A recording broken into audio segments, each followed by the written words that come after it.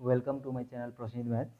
আজ আমরা পশ্চিমবঙ্গ মধ্যশিক্ষা পর্ষদের ক্লাস 7-এর যে অঙ্কের সমাধানগুলি করছিলাম তার মধ্যে 22.4 সমীকরণ গঠন ও সমাধান এই অধ্যায়টা আলোচনা করব। চ্যানেলটিতে যদি নতুন থাকো তাহলে অবশ্যই সাবস্ক্রাইব করো, পাশে থাকা বেল আইকনটিকে প্রেস করে রাখো যাতে পরবর্তী ক্লাসগুলো হলে সবার আগে নোটিফিকেশান পেয়ে যাও। তো দেখো, সমীকরণ গঠন এর আগের যে তিনটা 22.1, 22.2, 22.3 এই যে তিনটা অধ্যায় কমপ্লিট হয়েছে সেগুলাই কি হয়েছে, কোনোটাই বলেছে সমীকরণ গঠন করতে, আবার কোনোটাই বলেছে সমীকরণ সমাধান করতে। সমীকরণ গঠন করা আছে, ওই সমীকরণটা সমাধান করতে। কিন্তু এইখানে কি বলছে না, সমীকরণ সমাধান দুটোই, অর্থাৎ সমীকরণ তৈরি করতে এবং তার সমাধান করতে। তো ফার্স্ট কি আছে, বারুইপাড়ার শাকিল তার জমিকে সমান দুভাগে ভাগ করেছে, কলা ও পান চাষ করেছে। মোট 1830 টাকা তার আয় হয়েছে। পান চাষ করে তিনি কলার চেয়ে 630 টাকা বেশি আয় করেন। কলা চাষ করে তিনি কত টাকা পেয়েছিলেন? আচ্ছা, আমি যদি কলা চাষের পরিমাণ কি করেছে না, একজন পান চাষ করেছে আর কলা চাষ করেছে, দুটো চাষ করেছে। দিয়ে কি দুটো কিন্তু কি না হাফ, আমি যদি মোট অংশ এক ধরি তাহলে হাফ অংশ করে কি করেছে না চাষ করেছে। তো হাফ অংশ জমি পান আর হাফ অংশ কোনো একটা জমি, তার হাফ অংশ পান আর হাফ অংশ কি কলা চাষ করেছে। তো মোট তার আয় হয়েছে কত না 1830 টাকা তার মোট আয় হয়েছে। এবার পান চাষে তার যত আয় হয়েছে, কলা চাষে তার থেকে কত না 630 টাকা বেশি। পান চাষ করে তিনি কলার চেয়ে বেশি, অর্থাৎ কলায় যদি তিনি x টাকা আয় করেন তাহলে পান চাষে কি করে না x প্লাস 360, পান চাষে তিনি কি না বেশি, কলার চেয়ে 360 টাকা বেশি আয় করেন। কলা চাষ করে তিনি কত আয় করেন, তাহলে কলা যদি, তাহলে এই দুটো থেকে মোট আয় কত প্লাস করলে এটা হবে x প্লাস 360, এইটাই তো এর সঙ্গে সমান হবে। চলো এবার অঙ্কের ভাষায় লিখে ফেলি।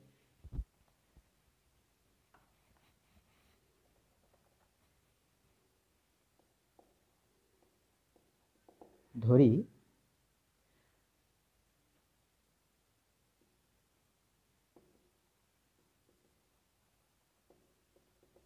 বারুইপাড়ার শাকিল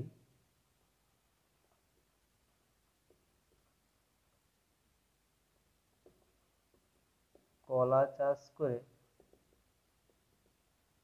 আয় করেন x টাকা। সুতরাং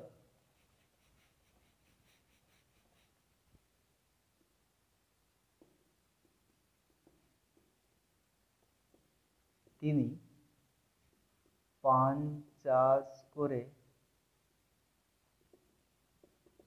আয় করেন x প্লাস 360 টাকা, 360 নয় 630 দেওয়া আছে। পান চাষ করে আয় করেন 630 টাকা। তাঁর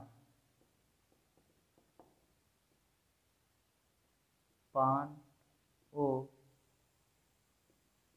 কলা চাষে মোট আয় হয় সমান, পান চাষে কত হয় না, পান চাষে x প্লাস 630 প্লাস কলা চাষে কত হয় না, কলা চাষে হয় x, এত টাকা তার মোট হয়। সেটা কার সঙ্গে সমান, 1830 সঙ্গে সমান, 1830 এর সাথে। তাহলে শর্তানুযায়ী x প্লাস 630 প্লাস x সমান 1830, বা 2x প্লাস 630 সমান 1830।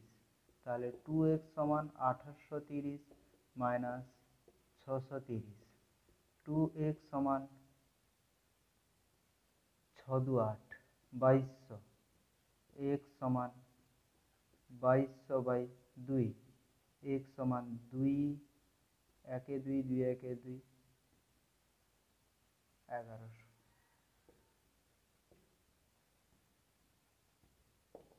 অতএব কি? অতএব কলা চাষ করে তিনি কলা চাষ করে তিনি 1100 টাকা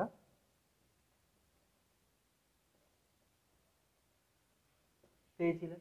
কলাটাই তো এক্স ধরেছিলাম, কলাটা কি করেছিলাম না কলাটা এক্স ধরেছিলাম, তাহলে এক্স এর মান যদি 1100 হয় তাহলে কি কলা চাষে তিনি 1100 টাকা পেয়েছিলেন। ক্লিয়ার? নেক্সট দুয়ে কি বলছে দেখো,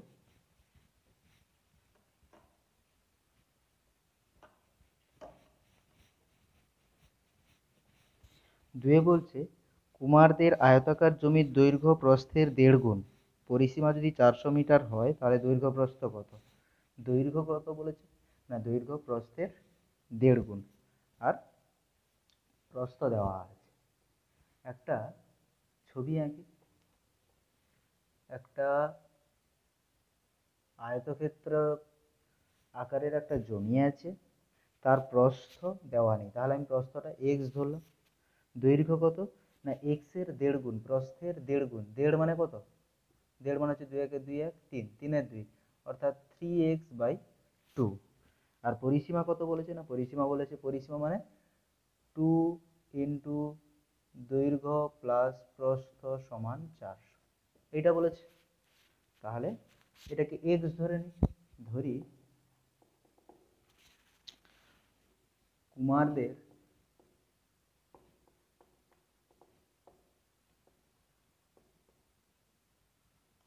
আয়তাকার জমির প্রস্থ সমান এক্স মিটার, পরিসীমা মিটারে আছে তাহলে এক্স মিটার। সুতরাং কুমারদের আয়তাকার জমির দৈর্ঘ্য কত হবে?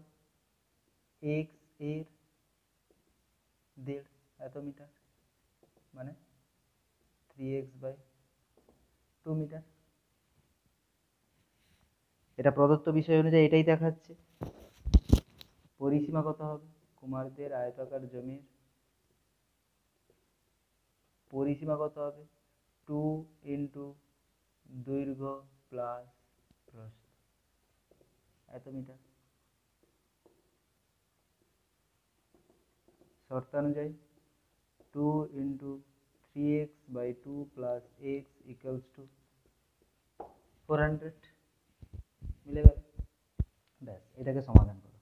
এটাকে সমাধান করলে কত হবে? 2 ইন্টু, এটা কিছু নেই মানে নিচে 1 আছে, তাহলে 2 1 যা 2, উপরে সেম আছে 3x প্লাস এখানে 1 2 এ 2, তাহলে 2x সমান 400, বা 3x প্লাস 2x সমান কত? একদম বসিয়ে দিই, 5x 5x/2 সমান 400/2। কারণ কি এটাও করতে পারো, না হলে এখানে 2 2 কেটে যাবে, ইনটু আকারে থাকলে এখানেই কেটে যাবে। যাই হোক, এখানে গুণ আকারে আছে, এদিকে ভাগ আকারে দিয়ে দিলাম, তাহলে কত হবে? এমনিতে এখানেও 2 2 কেটে যাবে, তাহলে আমি সেই যখন কাটছে এখানেই কেটে দিই, এখানে কিছু নেই মানে কি গুণ আকারে আছে, 2 1 2 2 1 2। ব্যাস, তাহলে কত দাঁড়াচ্ছে? 3 2 5x ইকুয়ালস টু 400, বা x ইকুয়ালস টু 400/5, 5 8 40। এক্সটা কি ধরেছিলাম? অতএব কুমারদের আয়তাকার জমির প্রস্থ কত না এক্স মিটার। অতএব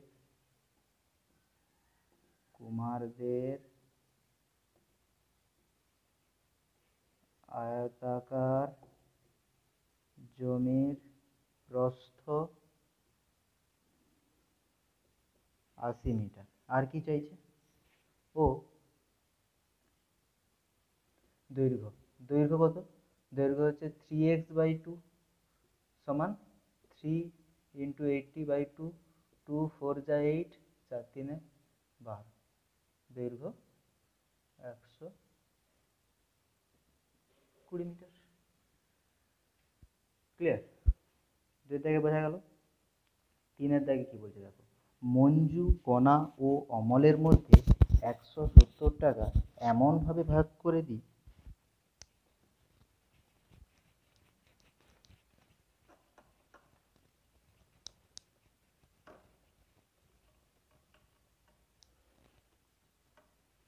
বলেছে, এমনভাবে ভাগ করে দিই যাতে মঞ্জু যত টাকা পাবে কণা তার দ্বিগুণ এবং অমল কণার অর্ধেক অপেক্ষা 15 টাকা বেশি পাবে।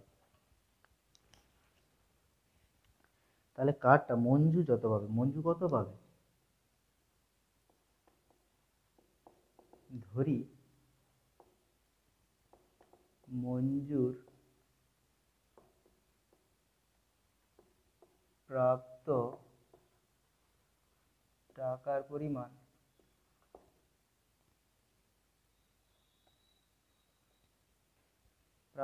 পরিমাণ x টাকা। এবার কি মোট টাকার পরিমাণ কত, না মোট টাকার পরিমাণ হচ্ছে 170। সেটা কার সঙ্গে, না মঞ্জু তাহলে x টাকা পেল, কণা তার দ্বিগুণ, কণা তাহলে কত পাবে 2x টাকা।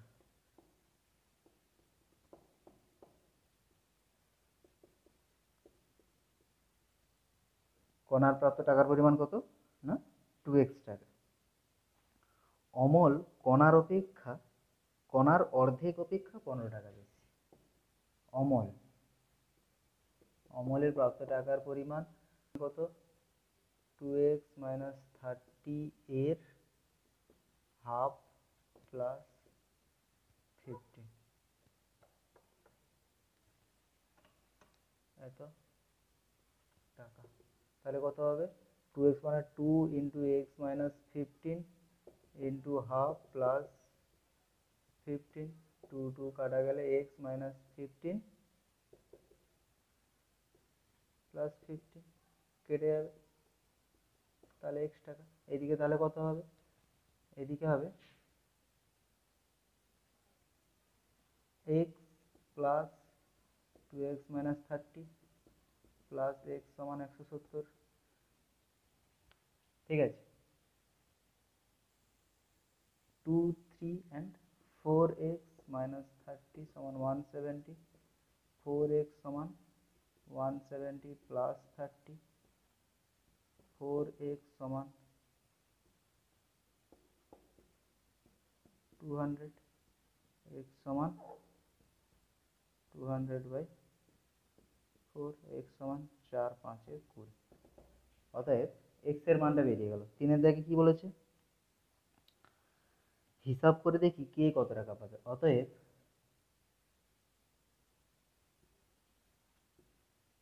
মোট টাকার মধ্যে মঞ্জু 50 টাকা, কণা কত পাবে 50, অর্থাৎ 2x - 30 সমান 2 × 50 - 30, 100 - 30 70, কণা 70 ও অমল 50, এত টাকা পাবে। ক্লিয়ার, বোঝা গেছে। প্রথমে তাহলে মঞ্জু x টাকা ধরে নিলাম, কণা তার ডবলের থেকে 30 টাকা কম, ডবল মানে 2x, তার থেকে 30 টাকা কম। আর অমল কি, অমল হচ্ছে এই কণার যা ছিল, কণার ছিল এটা তার হাফের থেকে 15 টাকা বেশি। তার হাফ বলতে কি 2 কমন নিলে এখানে 2 2 কেটে যাবে, 2 1 যা 2, তাহলে এখানে x - 15 থাকছে, প্লাস 15 থাকছে, প্লাসে মাইনাসে কেটে যাবে, তাহলে x টাকা তারপরে থাকছে। তাহলে দুটো x আর একটা 2x - 30, দুটো x একটা 2x - 30, সেটাই তো ভাগ হয়েছে 170 টাকা। 50 50 এলে তারপরে কণার যে 2x - 30 এর মানটা 70 বার করে নেবে, ব্যাস কমপ্লিট। চলো 4 দাগে কি বলেছে, 4 দাগে বলেছে আমার কাছে কিছু আপেল আছে, আমি আমার আপেলের 2/3 অংশ ভাইকে দেব এবং ভাইকে দেওয়ার পর আমার কাছে 6টি আপেল পড়ে থাকবে। 2/3 অংশ ভাইকে দেওয়ার পর আমার কাছে কতগুলো পড়ে থাকবে, না 6টি পড়ে থাকবে। হিসাব করে দেখি ভাইকে কতগুলি আপেল দিব। আচ্ছা, 2 এর 3 অংশ দেওয়ার পরে 6টা পড়ে থাকছে, অর্থাৎ তাকে আমি কত কত অংশ দিলাম, তাকে দিলাম 1/3 অংশ। মোট অংশ যদি 1 হয়, তার মধ্যে যদি 2 এর 3 আমি দিয়ে দিই, তাহলে আর কত থাকবে? 3 - 2 সমান 1/3 পড়ে থাকবে। তাহলে 1/3, সেই 1/3টা হচ্ছে কি 6টা, 1 হচ্ছে কি 18টা, 2 এর 3 কত? না 2 এর 3 হচ্ছে 12টা। এটা কি? এটা ঐকিক নিয়মে যদি হয় বার করা যাবে। এবার এখানে কি বলেছে? সমীকরণ গঠন করে সমাধান করতে। সমীকরণ গঠন করে সমাধান করতে। আমার কাছে কিছু আপেল আছে, ধরি এক্সটি, ধরি এটা কি? ওটা ঐকিক নিয়মে ধরি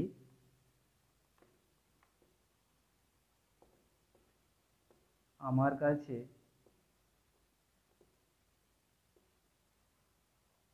আপেল আছে এক্সটি, আমার কাছে আপেল আছে এক্সটি। আমি আমার আপেলের 2 এর 3 অংশ ভাইকে দেব।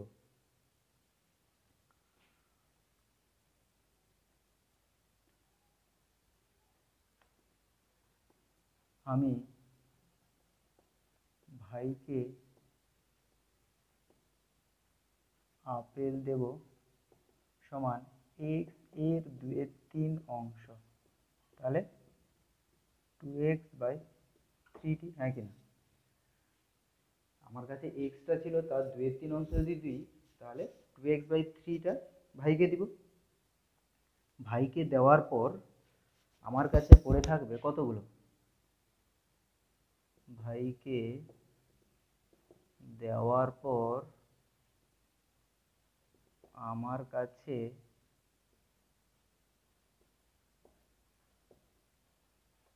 আপেল থাকবে কতগুলি? না, আমার কাছে ছিল এক্সটা, তার মধ্যে আমি কি করলাম? 2x/3টা দিয়ে দিলাম, এতটা পড়ে থাকবে। তাহলে কই এখানে কিছু নেই, মানে 1 3, তাহলে 3x - 2x সমান x/3t। এই x/3 অর্থাৎ 1 অংশ ধরেছিলাম ওইটা। শর্তানুযায়ী বা শর্তানুসারে যাই লিখতে পারো। শর্তানুসারে কি? পরে আমার কাছে 6টি আপেল পড়ে আছে। 6টি বলতে x/3টা কি 6 এর সঙ্গে সমান হবে। x সমান গুণ হবে, x এর মান কত বেরোলো? 18টা। হিসাব করে দেখি ভাইকে কতগুলি আপেল দেব। ভাইকে আপেল দেবো কত? 2x/3 এর মানটা বার করো। 2x/3 মানে 2 × 18/3, 3 6 18, 6 দিয়ে 12। অতএব আমি ভাইকে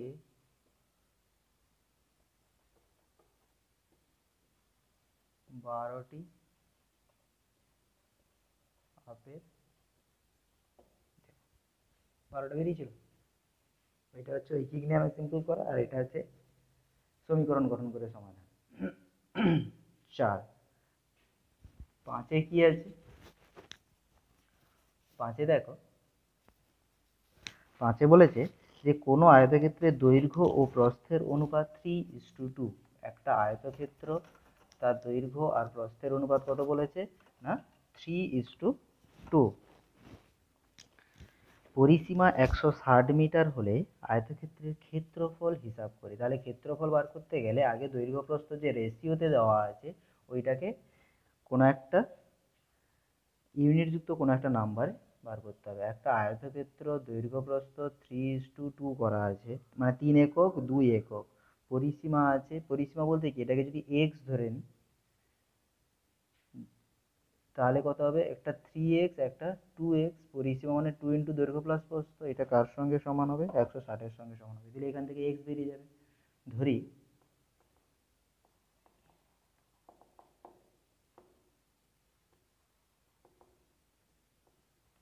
আয়তক্ষেত্রটির দৈর্ঘ্য 3x ও প্রস্থ 2x, 3:2 আকারে আছে। সুতরাং আয়তক্ষেত্রটির পরিসীমা কত হবে? 2 × 3x প্লাস 2x। হ্যাঁ, এর ইউনিটগুলো কোনোটা দেওয়া হয়নি, প্রত্যেকটা কত হবে না মিটার। শর্তানুযায়ী 2 × 3x প্লাস 2x কার সঙ্গে সমান হবে? 160-এর সঙ্গে। তাহলে 2 × 5x সমান 160, 10x সমান 160, x সমান হচ্ছে কত? 16, x সমান 16। অতএব আয়তক্ষেত্রটির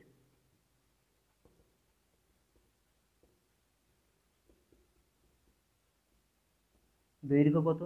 16 × 3 = 48 মিটার ও প্রস্থ 16 × 2 = 32 মিটার। এবার কি চাইছে? আয়তক্ষেত্রটির ক্ষেত্রফল কত? অতএব আয়তক্ষেত্রটির